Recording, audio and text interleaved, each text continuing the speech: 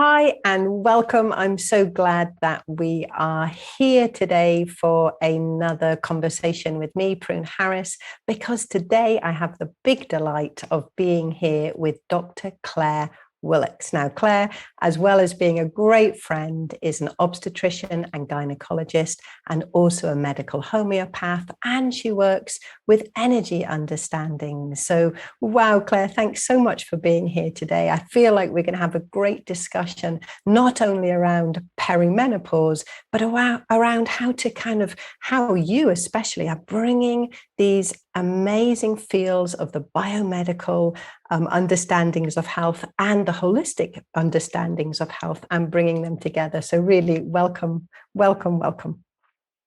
Thanks so much, Prune. It's a delight to be here with you. So thank you.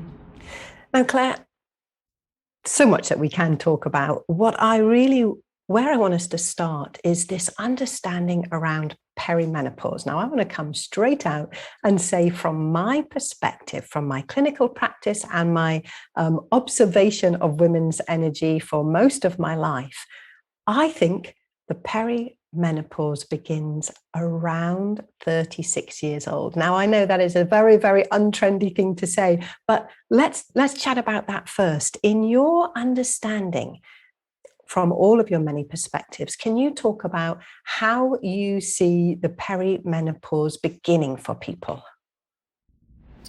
Well, it's amazing that you say that it starts about 36, because it's probably, for myself, it's only been in retrospect that you realise, you see that, how things was, it's been a kind of a gradual transition. But we can see it in really every aspect of our life. I mean, one of the things, the biggest things is, we'll just start straight off, is with our sex drive. And we are primed to have our families, in our mid-20s or even younger than that.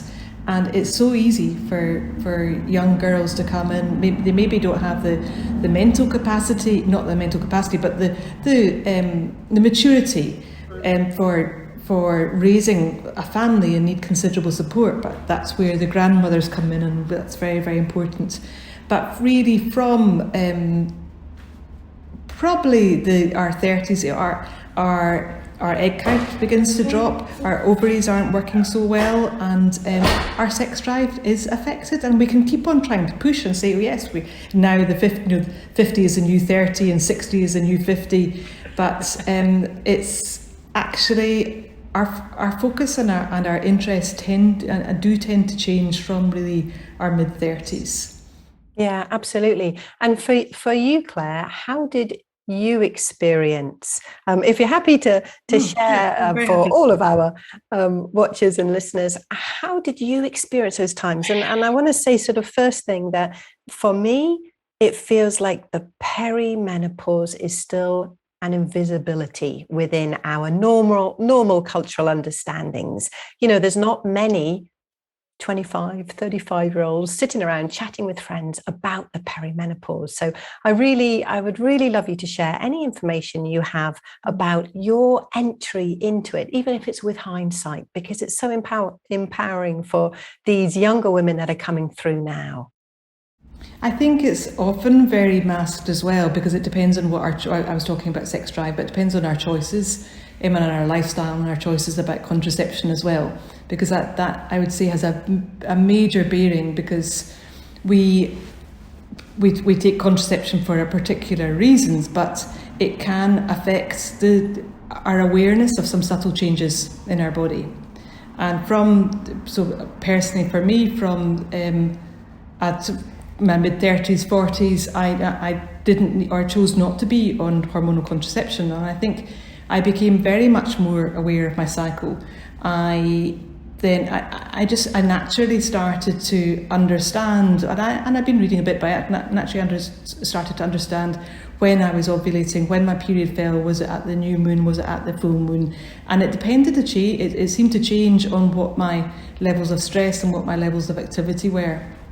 But I thought I was very blessed with very, very light periods, and I probably in my mid-20s or 30s, I was already a doctor, I was already a gynaecologist, And I was asking women every day, every week, well, certainly every week, what was the first day of their last menstrual period. And I wouldn't really remember.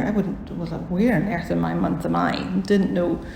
Yet there was an awareness, I think, as I got older, that actually this is really important. This is related to my productivity and my moods, and there just was an awareness.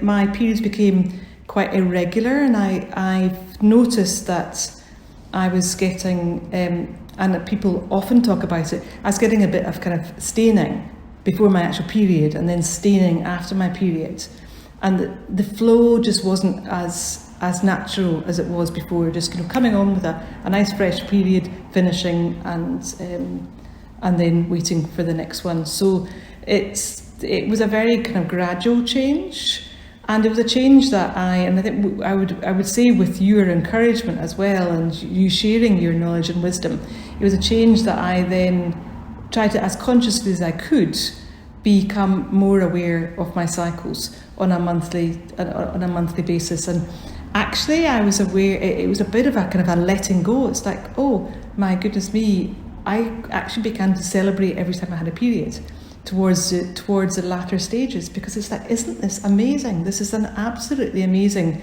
thing that happens to the woman's body, and if we pay attention to this, and if we are able to be in a rhythm with our cycle, we're just so we become more, we're more creative. We allow our times to rest, and our times to be much more productive, rather than just working flat out all the time and pushing ourselves, which is something I have been, I've been prone to do. So having a little bit of awareness to it, and realizing that all things are impermanent, and this is a gradual change. It's a gradual change. I would have thought probably over 10 years, but as you're probably saying, maybe 20 years then. That's from 36 to 55. Yeah, fabulous. I really, one of the things that I've observed and noticed is that from about that 36 stage,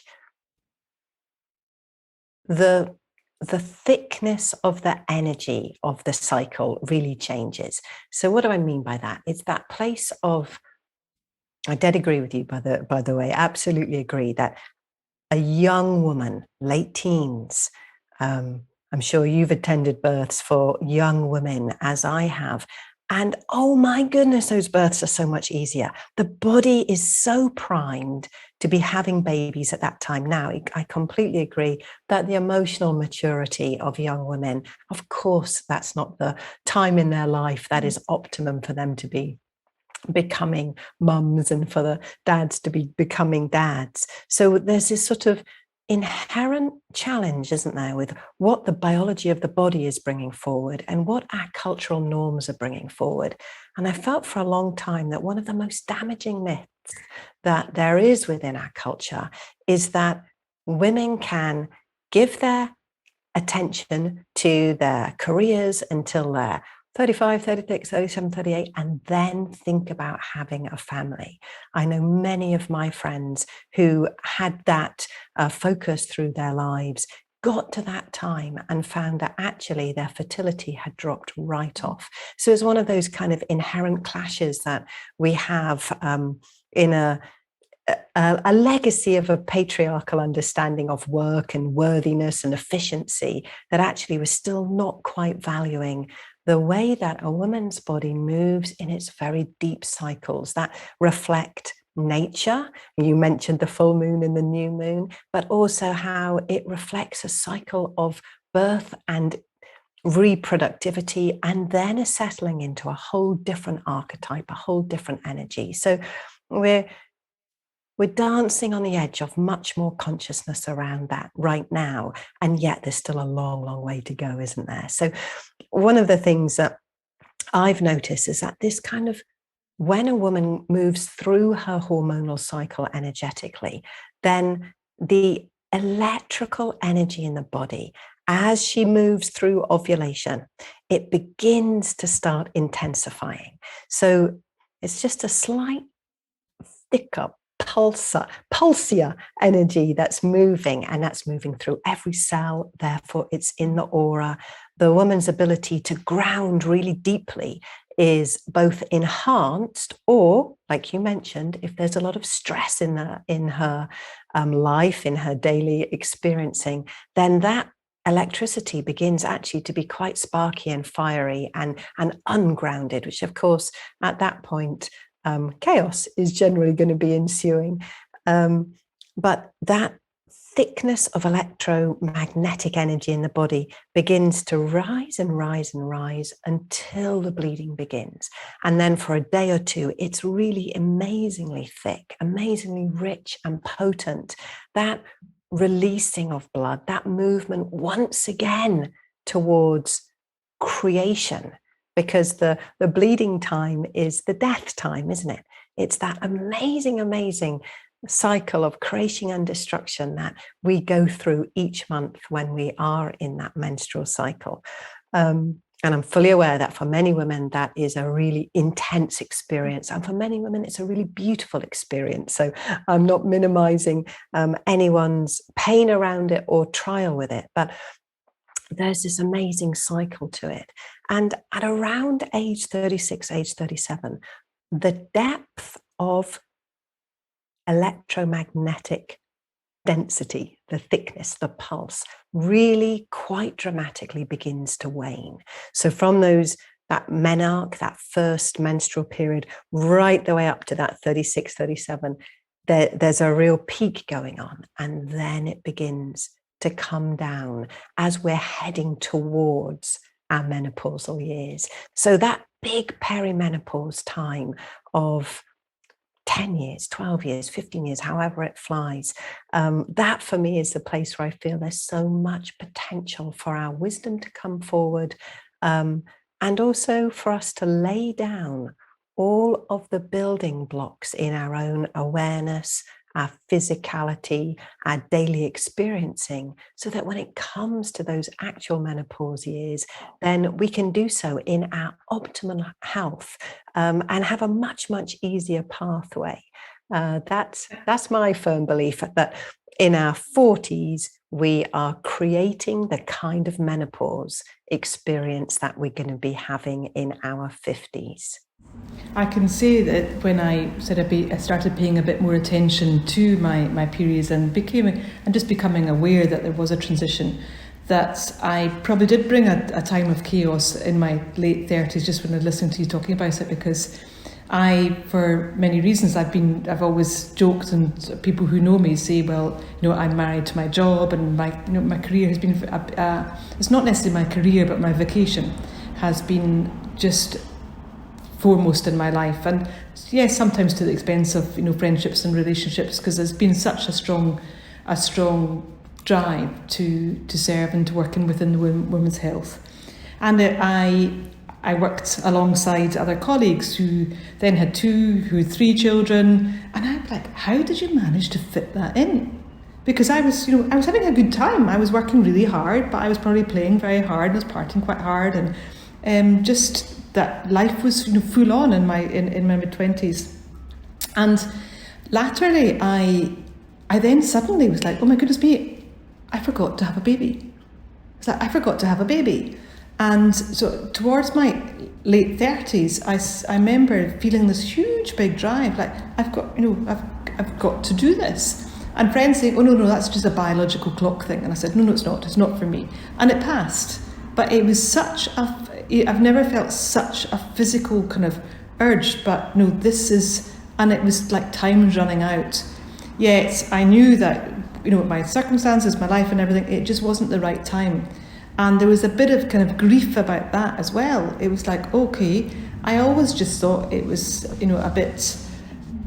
I was too busy doing other things at the time, but it would happen at some point. So there was a real awareness, my fertility is dropping. And I maybe don't have the choices that I thought I always had, and I was postponing it.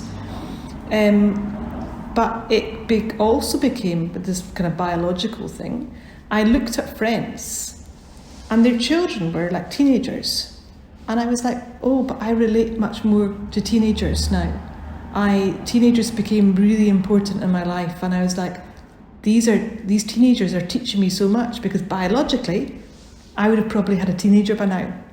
And the thought of me holding a baby, it was like this. And please, absolutely no disrespect, everybody makes their own choices, and it's wonderful that we've got many different ways of bringing children into our life, and I completely honour that.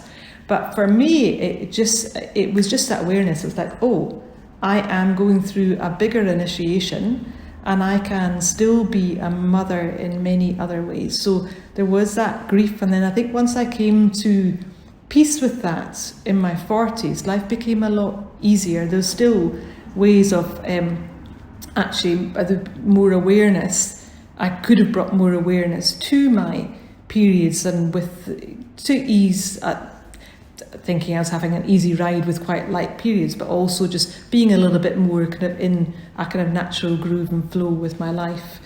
But it's, as I said, it's looking back at things now, I see that has probably been a gradual time from, you know, my late 30s. And the perimenopause as well, although we say that we can be unconscious about it, you can see how things have just naturally kind of fallen away. There's been a shedding away, and we don't have to.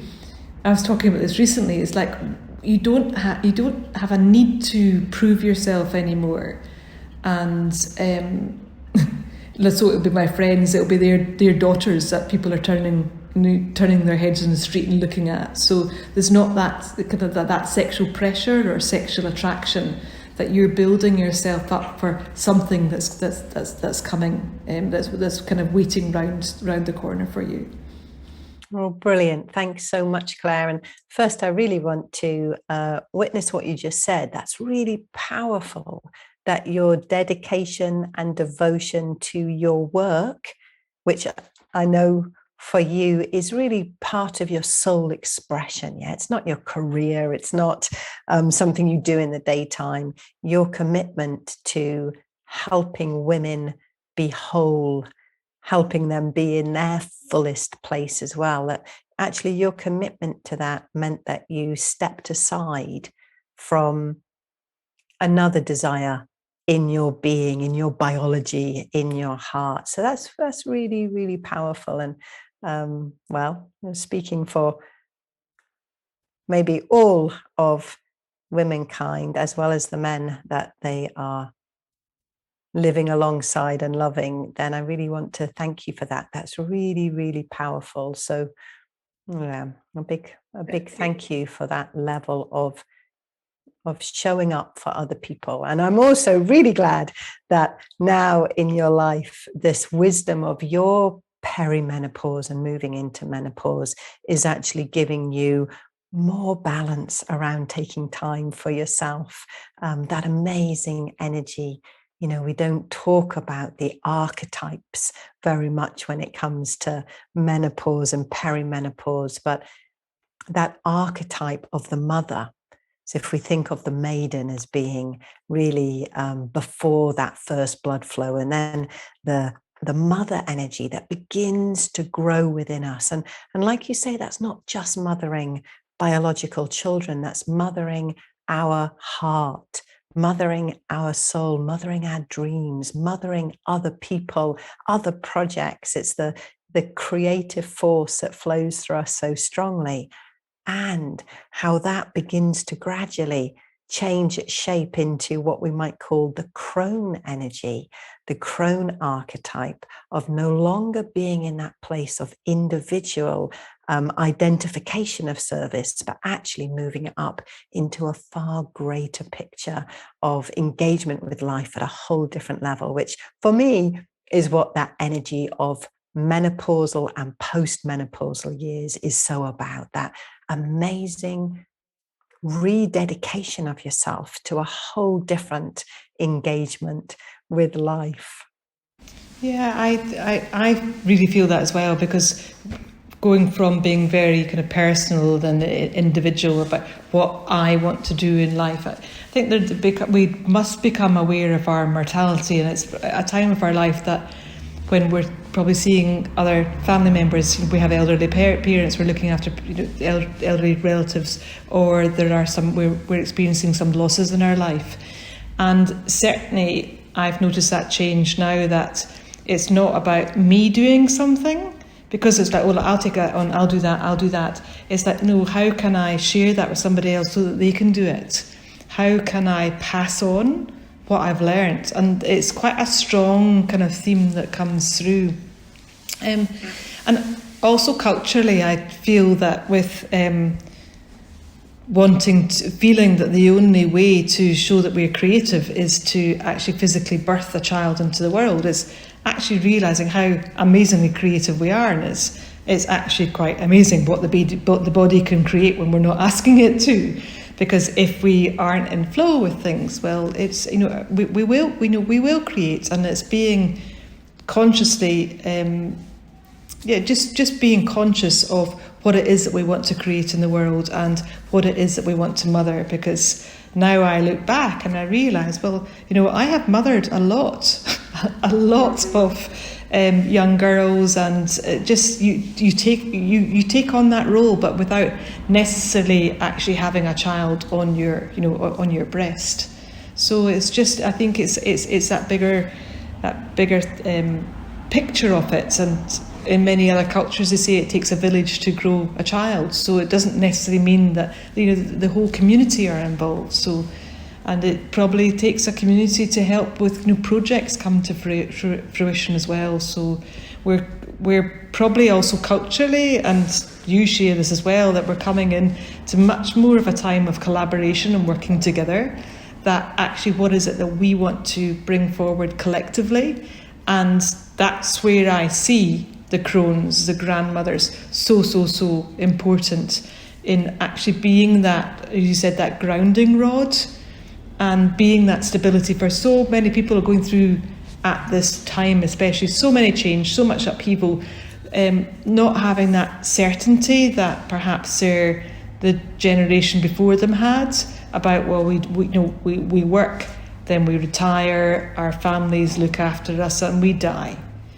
And there's, I think, so much shifting and changing now that it's really important that we come into that time of transition and we claim what it is for us to be, and not necessarily just do, but who it is that we need to be in the world just now for the future generations coming forward. And I never thought I would actually speak like this or say this, but I do feel that it's just been an impulse that's come through, and one that it's almost that there's no discussion about it. It's happening anyway, and I feel that at work as well. There's things I would like to share. I'd love to see, more integration, and there's very, very simple ways of working with just the massive uncertainty and anxiety and of these shifting times. And sometimes you can actually really medicalise it as well, and saying this is just natural because we're all going through this upheaval.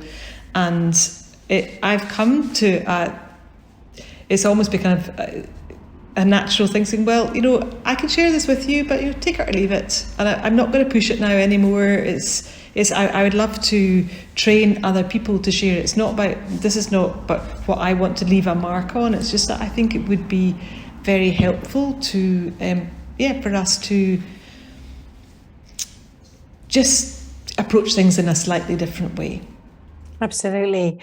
So that place of holism and the amazing ability of our biomedical system to actually work together. And, a lot of people, when they're coming into their perimenopause time, so many of the symptoms are easy to non-identify, isn't it? That maybe actually before we even talk about some of the symptoms that can show up during those perimenopause years, will you just talk us through a little bit of what happens biologically, what happens within the endocrine system, within the hormonal system, that actually guides us eventually towards the menopause? I know I've talked a bit of that cycle energetically, but give us an overview so that it really grounds us in what's happening inside ourselves, inside our biology. Well, we have this amazing feedback loop of our endocrine glands, and everything is geared really towards our reproduction from an early stage. And many people now are aware that we are born with the number of oocytes that we will ever have in our life, and they just then gradually decline. And it's so amazing to know that these oocytes were, from our within our mothers and then in our grandmothers, and that's mind-boggling. But we were born with the number of oocytes, our eggs, that we'll ever have, and every ovulation, there's an egg every month. There's and if we are ovulating every month, one of these eggs is released in preparation for fertilization. And as we get older, our egg count begins to decline, as our follicles count begin to decline. And there's not that feedback loop. So we have our master gland, the hypothalamus, and that releases releasing hormones, because they're called gonadotrophin, means sex hormone. So a gonadotrophin releasing hormone. And then that acts from the hypothalamus in the middle of the brain down to the pituitary, which you then get what's called a follicle stimulating hormone and a luteinizing hormone, and they act directly on the ovaries. And the ovaries then they release you get a surge of estrogen, and they release the egg, so you get a surge of luteinizing hormone, and then once that egg is released, then the endometrium prepares itself to shed, and that's our period, and letting once if the egg has not been fertilized. And then the second half, the first half of the next cycle is preparing the follicle for ovulation, and then contracting and releasing again. So as we begin to lose the number of follicles that we have, we don't get that same feedback loop. And with the follicle stimulating hormone and our levels of estradiol, actually, people say that our estrogen levels, although the menopause is all about, is a lack of estrogen. But actually, in the perimenopause, we can sometimes have some very high levels of estrogen, and it's fluctuating quite widely. So there's not that stability of this, of our monthly cycle, that although there's so much happening that we're not necessarily consciously aware of, there can be a lot of change and a lot of chaos that's happening. But really, gradually what is happening is that this negative feedback loop, a negative feedback loop means that when you're getting it, released from the ovary, then that feeds back to the hypothalamus, and it sends more releasing hormone. But the gonadotrophin releasing hormones from the hypothalamus, they begin to stop getting that feedback from the ovaries. So the FSH from the pituitary is going up higher, and the LH is going up higher, and that coincides with kind of decreasing ovarian function. And we do still produce estrogen, and we still produce our sex hormones. They're produced in the liver. They're actually a byproduct of our cholesterol, and it's something that I've heard you say. I've heard many people in the birthing industry say, in birth say that actually we can't have stress and thrive justly, sexually at the same time. Because in our liver, we know our cholesterol gets broken down into what's called pregnenolone, which is a precursor of progesterone. And if we are in a situation of stress, our body, it can shift. The pregnenolone can go down to cortisol, and so we need that cortisol for our levels of stress. Whereas if we are in a kind of rest and digest phase and not needing the extra stress, the pregnenolone actually goes down into our happy hormone, DHEA, and we get our estrogen and our progesterone. And so I had been traditionally told that menopause is about a lack. It's about a lack of estrogen, and it's about and our progesterone, and we need to replace the estrogen, and then we need to protect it. People talk about being estrogen dominant, and we need to protect the lining of the womb with the progesterone. But I really saw it as like, actually, it depends very much what we've had in the bank balance beforehand, as far as how we've been able to. It's almost like our body's been very, very generous with us previously, that allows us to buffer a lot of our stress, and we could just kind of move through it. But as we get older, it's almost the ability to, when we are producing, the ability to cope with stress just is not there. We don't have such resilience. So for me, the way to approach a lot of it is not by saying it's a lack. It's actually looking at what's the imbalance between the two.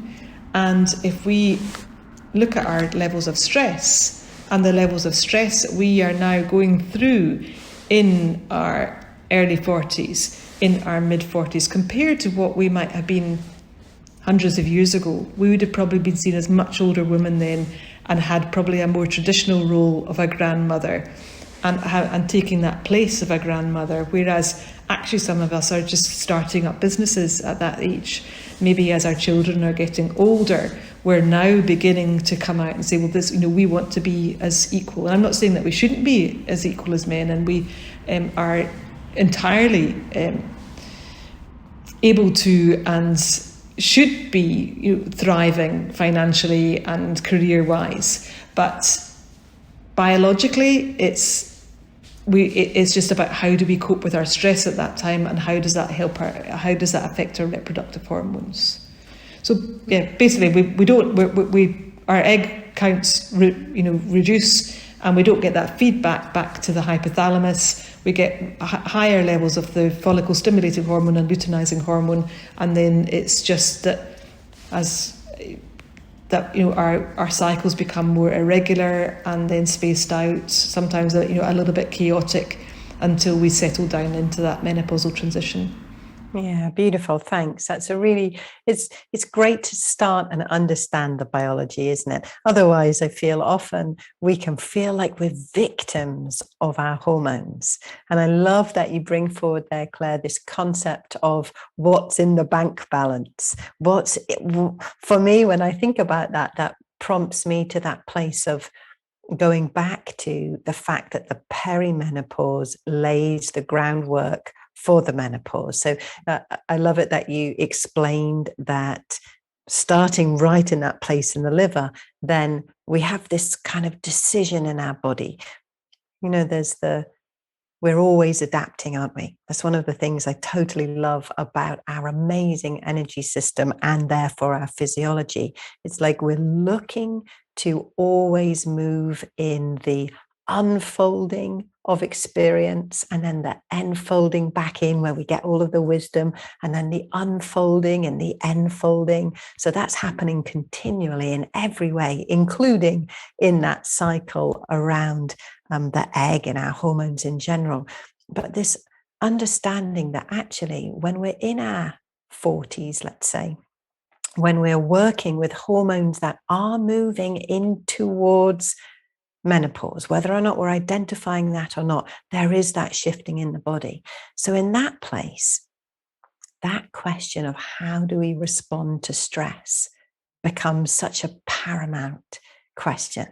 For me, that very, stress, our ability to be exercising, and our ability to eat in ways that our body needs. So nutrition, exercise, and stress. For me, those are the three things that really lay the foundation of a healthy, wonderful, embracive perimenopause or menopause, or all of the fluctuations, the chaos that can come in, and the unsupported chaos in so many ways as well. And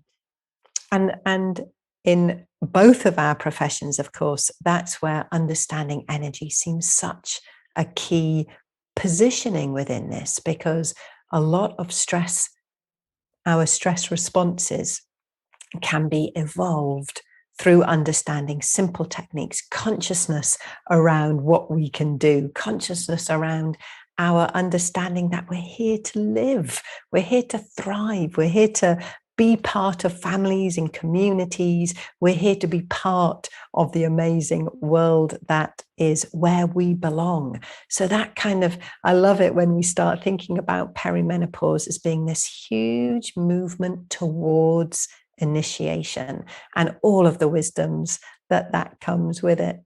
I want to pick up a little bit, Claire. You talked about grief, because it feels like whether there are biological children alive from your reproductive years or not, that often grief is a companion of the perimenopause and moving into menopause.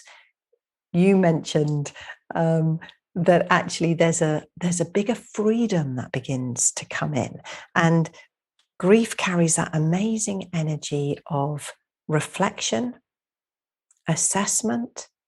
It distills essence in so many ways, so that actually from that point, we begin to get much clearer on what's important to us, don't we? We begin to drop some of those layers of who we should be, and we move into far more of those layers of who we actually are, which is one of the, such a big gift of that time of initiation in our lives. So grief as a companion feels a really important thread in that perimenopause. Often grief for the loss of identity as a really productive woman, or that somehow our place in the eyes of others as someone who's sexual or attractive. You mentioned how your friends notice that people are looking at their teenage daughters rather than at them. It's that place of beginning to shed some of those cultural baggages that we carry around with us, whether we notice them or not. So I remember as I moved, I was 37, and I began to be aware. I do a lot of work with my own womb, and as you well know, lead workshops where that womb wisdom is really encouraged to come forward. The womb is an amazing, amazing part of our everything, our physiology, our awareness, our consciousness, our energy, our wisdom, our place of tapping into all of our ancestral knowledge. Wow, what an amazing place. But I became aware of real strong and subtle differences in my womb energy. And from that place, how it actually began to move through my entire energy field. And there was definitely a strong energy of grief that ran through that. And it was grief. And I have children, so it wasn't grief as you were talking about, grief of not having biological children. For me, the grief was just a really deep body movement about the grieving of moving away from those cycles in my life. And I really want to say it wasn't anything cognitional.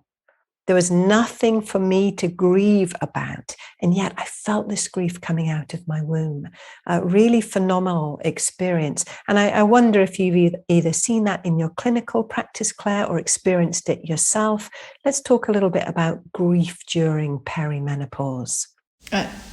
Yeah, when you were saying that, I see it as a grieving of who you're not, of all the things that you thought you wanted to be or should be or could be, or and it's just things are stripped back to actually who you really are.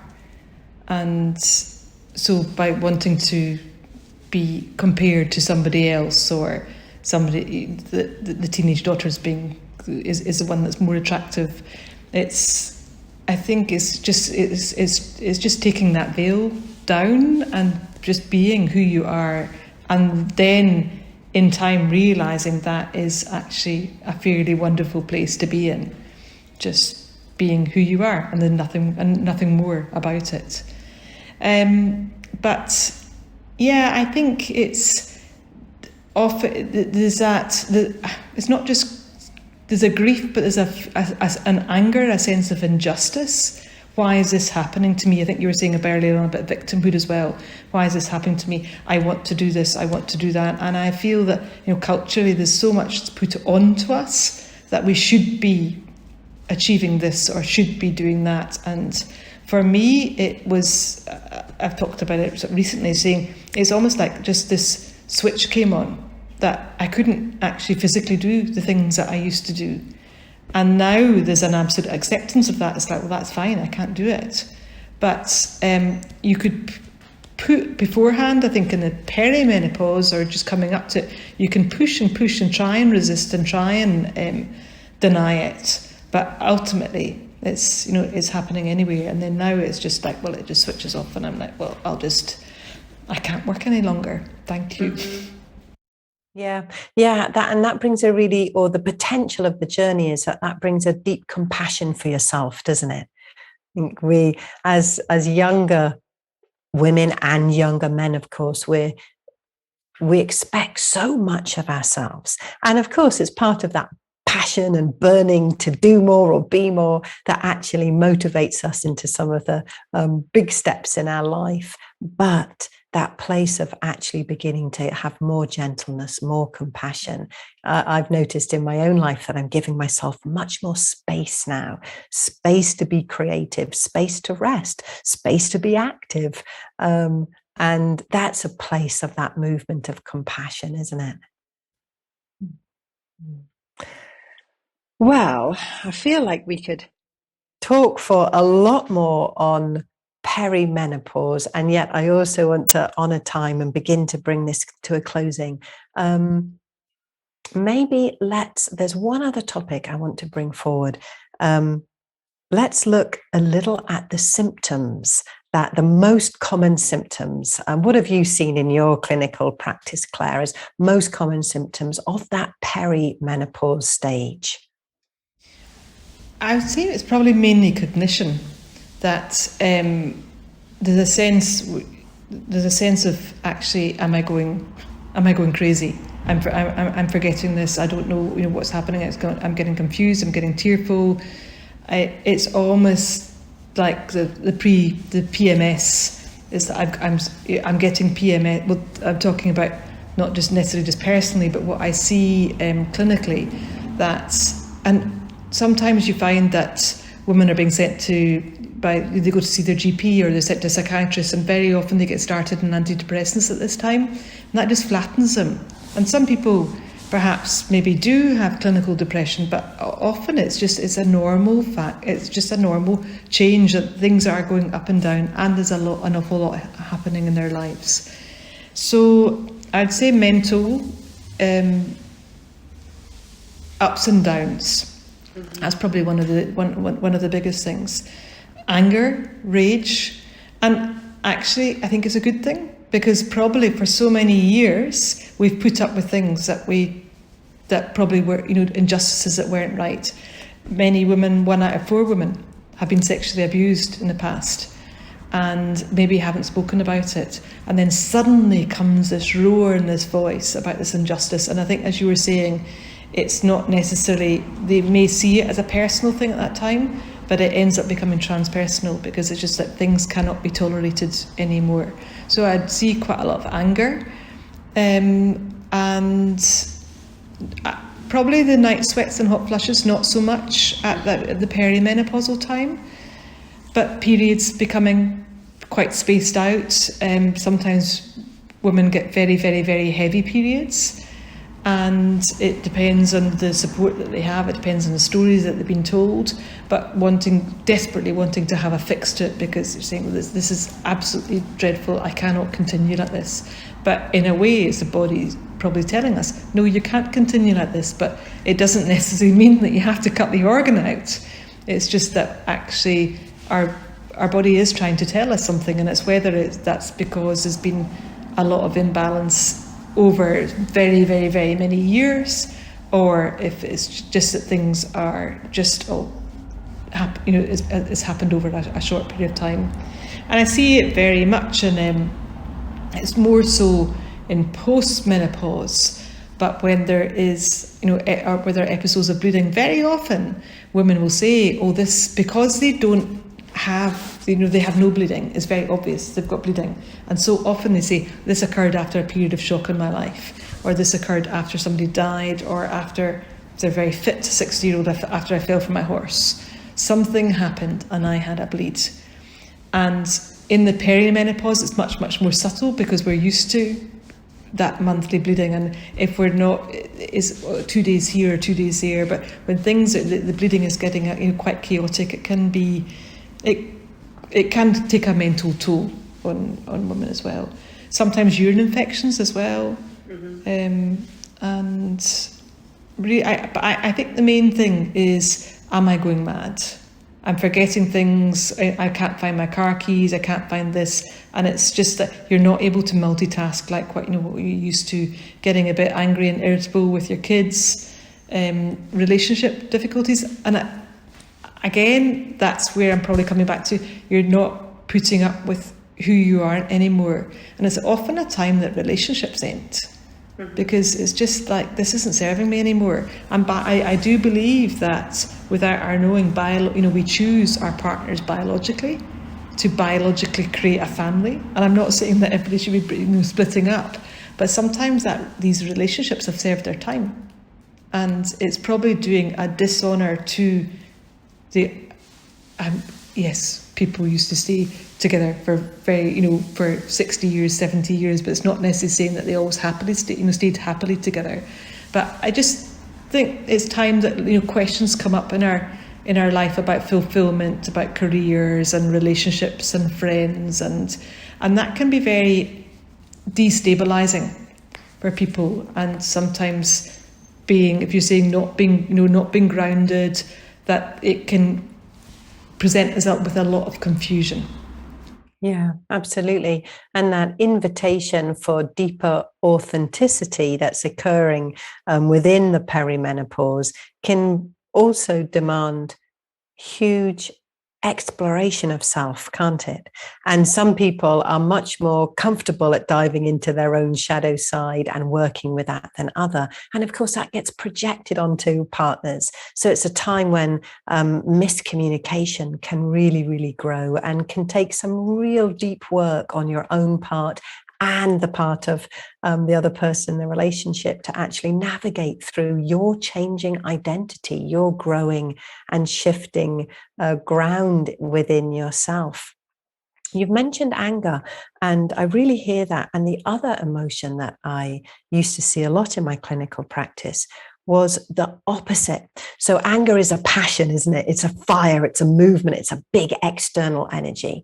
I would actually see quite a lot of people in the perimenopause moving inwards, moving towards almost a detachment of life, a detachment to the things that they used to feel passionate about, that the system has begun to shut down in that processing of cognition, processing of emotion, simply because, as you say, there's a lot of overwhelm. So that place of overwhelm, either moving towards anger and an external expression, or moving really deep inside. I remember so many women would essentially come into the clinic with the words of like, can you help me give a damn about anything in my life? Because there'd begun to be this sort of big unraveling of things that they thought were important to them, or things that they felt were important. And as these things were just getting reshuffled in priority within their entire body system, within their entire energy system, then there could be a real disconnect. So I think that's the other big thing. And I see it in some of my friends now, that place of just struggling not to feel overwhelmed. So for anyone out there who is perimenopausal or now wondering if you're perimenopausal, then really check in. If you're feeling like your emotions are being squeezed in any way and you're in your 40s, then that's probably a really good indication that these hormonal changes are already occurring. And there's so much that you can do to actually help bring more and more balance and expression to them. All right, Claire, is there anything else that you want to leave people with? And please also tell us, I know you have a summit coming up. Please tell us about that as well, because that's a really beautiful, another piece of where you are devoting your heart and soul energy into helping people. Well, first of all, I would just like to say that perimenopause is not a bad thing. It's just it's amazing becoming of us, and that sometimes we don't need to necessarily know, but it's just being, as we become more and more gentle with ourselves, and we think things are changing, but it's coming. When you come round the corner from it, there's so much freedom. That's there's so many benefits there, and how you can just really be who you are for yourself. So and obviously for families and for humanity. So what I'm offering is, people who have met me or know me know that either know me as Clare in energy medicine, or Clare in the homeopath, or Clare the doctor. And many people had said that, use a term in Scottish, that she meets herself when she meets herself when she's coming back, and didn't know that I was very busy in all the different aspects of my life. And it just seemed the right thing. Actually, now's the time to have the coming together. If we're talking about unity in the world, well, actually, I couldn't keep compartmentalising my life, because it was actually really it was tiring me out. And I've absolutely been very committed to my career as an obstetrician and gynaecologist, and I absolutely love what I do.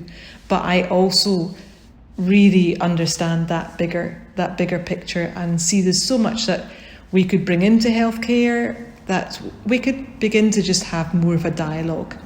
So this is called Bridging the Healthcare Gap, and it's how we can bring ancient and progressive medicine into the mainstream.